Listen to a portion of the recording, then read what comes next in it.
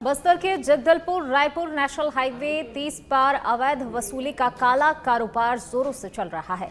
RTO की उड़नदस्ता team पर गंभीर आरोप है। ट्रकों से बिना रसीद के मनमाने पैसे ऐंठे जा रहे हैं और इसी को लेकर सच बेधड़क न्यूज चैनल की ग्राउंड रिपोर्टिंग ने खोले कई राज। देखिए रिपोर्ट।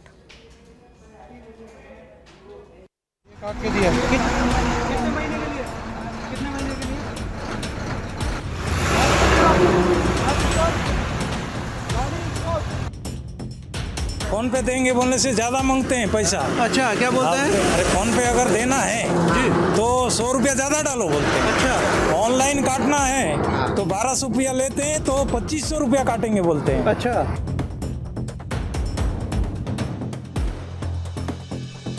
सच बेधड़क की पड़ताल में खुलासा हुआ कि घाट लोहंगा के पास में RTO sub inspector Mukesh Yadav और एसके दीवान ट्रकों को रोककर एंट्री के नाम पर अवैध वसूली कर रहे हैं। ये काट के दिया। कितने महीने के लिए? कितने महीने के लिए?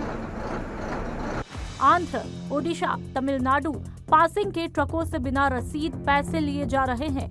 ड्राइवरों ने बताया सिर्फ छत्तीसगढ़ में ऐसी लूट चल रही है। तो यहाँ से रायपुर तक ये लोग यही सिस्टम चालू कर रहे हैं। अरे फोन पे देंगे बोलने से ज्यादा मांगते हैं पैसा। अच्छा, क्या बोलते हैं? अरे फोन पे अगर देना है जी तो 100 रुपया ज्यादा डालो बोलते हैं। अच्छा ऑनलाइन काटना है तो 1200 रुपया लेते हैं तो 2500 रुपया काटेंगे बोलते हैं। अच्छा, हाँ कितना ऐसे लेते हैं पैसा टोटल? इन लोग 14 चक्का को 1200, 16 चक्का को लेते हैं 1500 हाँ। और 10 चक्का को लेते हैं, इन लोग लेते हैं 10 चक्का को 700 बदले शायद। कुछ देते हैं, मतलब रसीद एक देते हैं क्या रसीद। रहता है उसमें? उसमें क्या रसीद? जब सच बेधड़क ने सब इंस्पेक्टर मुकेश यादव से सवाल किया तो वे बोले ऊपरी आदेश पर वसूली हो रही है। बिना रसीद के वसूली पर जवाब देने के बजाय टीम मौके से भागी। रसीद देते हैं उनको, बिना रसीद क्या आप काट सकते हैं? तो आपने ड्राइवर को कैसे 200 रुपया लिया है? हमारे पास साक्ष्य है, उनका बाइट है, आपने 200 रुपया उनसे मांगा और बकायदा आपने कॉपी में लिख के दिया है। क्या आप ऑथराइज है इस तरह से लिखने का? पेन से आपने कॉपी में लिख के दिया है। पहली बात ये रहा, आप वहाँ पे पेन सारे छुपा रहे हैं, वो मेरे को साक्ष्य दिख रहे हैं। क्या ये नियम है? आप बताइए, नियम है? आप ले सकते हैं ऐसे पैसा?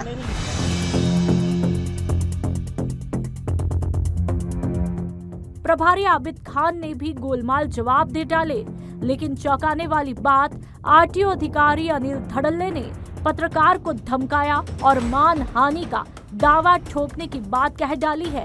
ये रिपोर्ट सोशल मीडिया पर तेजी से वायरल हो रही है। छत्तीसगढ़ कांग्रेस अध्यक्ष दीपक बैज ने वीडियो को शेयर किया। कांग्रेस के आधिकारिक पेज पर भी इसे जमकर शेयर किया जा रहा है। पत्रकार आरव राजपुरोहित को धमकाने की कोशिश ने छत्तीसगढ़ की सियासत को गर्म किया है। ये शिकायत पहली बार आई है, मैं इसकी जानकारी लेकर ही कुछ कर पाऊँ। पत्रकारों पर बस्तर में हमले हो रहे हैं, उस पर सर अगर जो इसके माध्यम से कल हुआ है उड़नदस्ते के कई नहीं, मेरी जानकारी में नहीं है, मैं पता कर लेता हूँ इसकी, फिर बताता और किस तरह से कार्रवाई हुई? हूँ। जो भी उचित होगा उसकी कार्रवाई होगी। 2017 में बीजेपी शासन में ऐसी वसूली पर रोक लगी थी, लेकिन अब फिर शुरू हो चुकी है। नीचे से ऊपर तक मिलीभगत के आरोप लगाए जा रहे हैं। ट्रक मालिकों की शिकायतें अनसुनी की जा रही है। सवाल ये, अब क्या मंत्री के वादे हकीकत बनेंगे? इसी को लेकर बस्तर के ड्राइवरों को इंसाफ का इंतजार है। न्यूज डेस्क से सच बेधड़क। मनेन्द्रगढ़ नगर पालिका कार्यालय में कांग्रेस पार्षदों का विरोध प्रदर्शन देखने को मिला। कांग्रेस पार्षदों ने विशेष बैठक का विरोध करते हुए धरना दिया। नेता प्रतिपक्ष अनिल प्रजापति ने कहा कि ये बैठक नगरीय निकाय के नियम विरुद्ध बुलाई गई थी, जिसका विरोध किया है। नगर पालिका कार्यालय में जीएसटी दर कम करने को लेकर पीएम मोदी का आभार व्यक्त करने के लिए बैठक बुलाई गई थी, जिसका कांग्रेस पार्षदों ने विरोध करते हुए कहा कि जहां जहां नगर पालिका में भाजपा की सरकार है वहीं लेटर जारी हुआ है। ये नगरीय निकाय के नियम विरुद्ध है। वहीं तहसीलदार ने इस बैठक को शून्य घोषित कर विरोध प्रदर्शन को शांत कराया।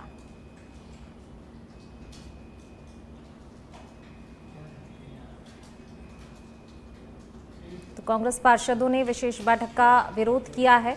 नगर पालिका कार्यालय में विरोध प्रदर्शन किया गया। कांग्रेस पार्षदों ने जो विशेष बैठक बुलाई गई थी उसको लेकर अपना विरोध जाहिर किया। उनका कहना है कि जहां जहां भाजपा की सरकार है वहीं के लिए इस बैठक का लेटर जारी हुआ था, जिसको लेकर कहीं ना कहीं इनमें नाराजगी देखी गई। हालांकि देखिए, तहसीलदार ने जब इस मामले को लेकर हस्तक्षेप किया तो तहसीलदार की समझाइश के बाद कांग्रेस पार्षदों ने धरने को समाप्त किया।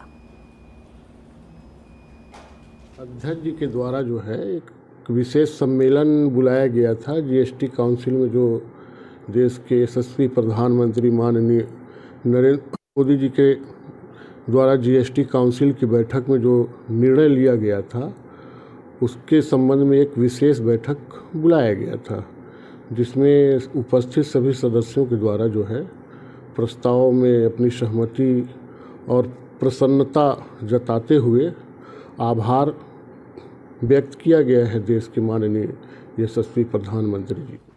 बीजापुर से खबर, आकाशीय बिजली गिरने से ग्रामीण की मौत। बीजापुर के कोटेर गांव में गिरी आकाशीय बिजली।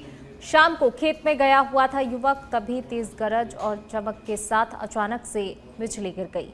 तो बीजापुर से ये खबर आपको बता रहे हैं, जहां शाम को खेत में युवक गया हुआ था और इसी दौरान अचानक से तेज गरज चमक के साथ बिजली गिरी है। आकाशीय बिजली गिरने से ग्रामीण की मौत हो गई।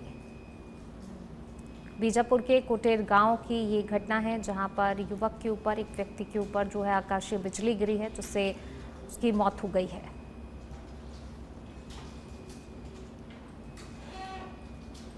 तो बीजापुर के कोटेर गांव का ये मामला, जहां पर युवक के ऊपर आकाशीय बिजली गिर गई, जिसके चलते उसकी मौत हो गई।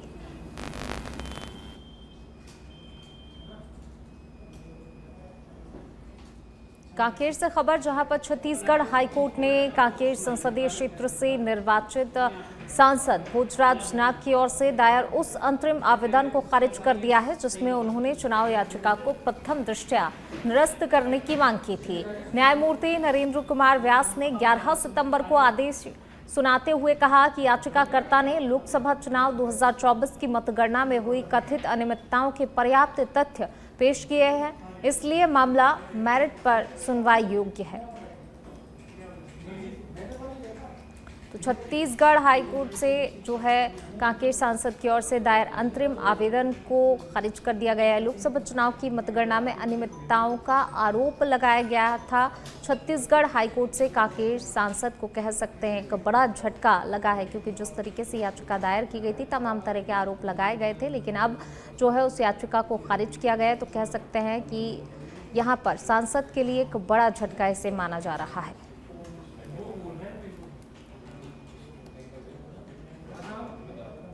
बीजापुर से खबर, जहां अलग अलग थाना क्षेत्रों में माओवादी विरोधी अभियान के तहत सुरक्षा बलों को अहम सफलता प्राप्त हुई है।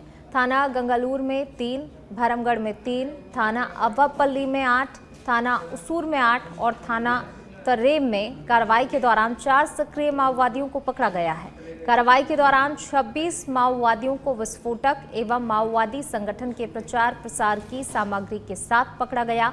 वहीं पूछताछ में आरोपियों ने स्वीकार किया कि वे पुलिस पार्टी को क्षति पहुंचाने के लिए आईईडी लगाने की योजना के तहत ये सामग्री लेकर आए थे। तो माओवादी विरोधी अभियान के तहत कार्रवाई की गई है। जिस तरीके से ये योजना बना रहे थे उस योजना को कहीं ना कहीं ध्वस्त किया गया। सुरक्षा बलों को अहम सफलता कह सकते हैं यहाँ पर प्राप्त हुई है, एक बड़ी सफलता इसे माना जा रहा है। 26 माओवादियों को यहाँ पर गिरफ्तार किया गया है। माओवादी विरोधी अभियान लगातार चलाया जा रहा है। अगर पूरे छत्तीसगढ़ की बात करें, जो नक्सल प्रभावित क्षेत्र हैं, लगातार वहाँ पर अभियान चलाया जा रहा है। उस अभियान के तहत ही कह सकते हैं एक बड़ी सफलता यहाँ पर सुरक्षा बलों को हाथ लगी है। 26 माओवादी गिरफ्तार किए गए हैं। ये माओवादी हैं आईईडी ब्लास्ट लगाने की योजना बना रहे थे और इस योजना को उनकी नाकाम किया गया है। थाना क्षेत्र में राहौत के पास एक लड़का 2 लड़की घूमने गए थे, जिनको 4 युवकों के द्वारा रोका गया और उनके साथ एक्सटॉर्शन किया गया और साथ ही 3-4 उस लड़की के साथ रेप की घटना भी की गई थी, जिसमें 2 अलग अलग अपराध दर्ज किए गए 3 आरोपियों को जो है गिरफ्तार किया गया है। एक आरोपी अभी फरार है और सभी को जो है आज बीजापुर से खबर, जहां सुरक्षा बलों और माओवादियों के बीच मुठभेड़ जारी है। दक्षिण पश्चिमी क्षेत्र में माओवादियों की मौजूदगी पर सर्च ऑपरेशन भी शुरू किया गया है। वहीं मुठभेड़ में हथियार समेत 2 माओवादियों के शव बरामद किए जा चुके हैं। राइफल सहित अन्य हथियार एवं बड़ी मात्रा में विस्फोटक सामग्री भी बरामद की गई है। सर्च ऑपरेशन अभी भी लगातार जारी है। तो सुरक्षा बलों और नक्सलियों के बीच, माओवादियों के बीच मुठभेड़ हुई। इस दौरान 2 जो है माओवादियों के शव भी बरामद किए जा चुके हैं। सर्च ऑपरेशन अभी भी लगातार जारी है। सुरक्षा बल लगातार सर्च ऑपरेशन चला रहे हैं और ये ऑपरेशन अभी भी जारी है। और इन माओवादियों के पास से जो बड़ी मात्रा में विस्फोटक सामग्री भी बरामद की गई है।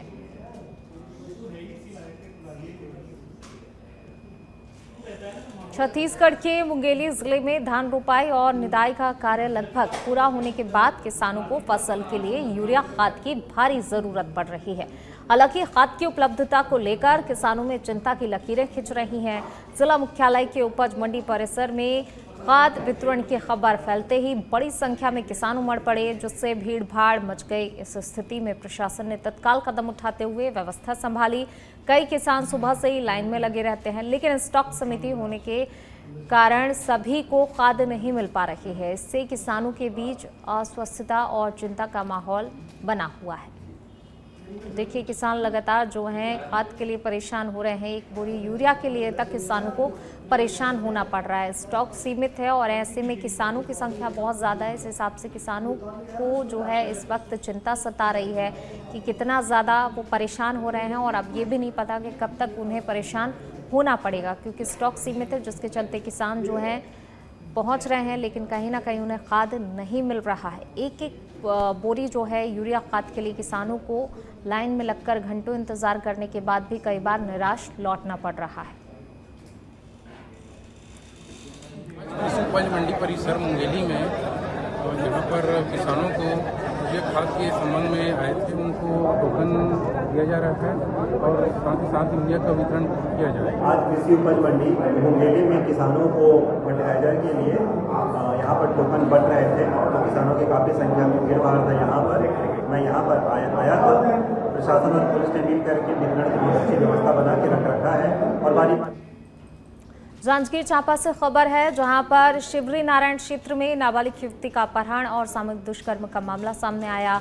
घटना को 4 लोगों ने मिलकर अंजाम दिया और बालिका का अश्लील वीडियो भी बना लिया। इतना ही नहीं, नाबालिग से 2 लाख रुपए की फिरौती की भी मांग की जा रही थी। वहीं अब जब इसकी सूचना पुलिस को मिली तो पुलिस ने कार्रवाई करते हुए 3 आरोपियों को गिरफ्तार कर लिया। इसके साथ ही उनके पास से एक बाइक को भी जब्त किया गया है।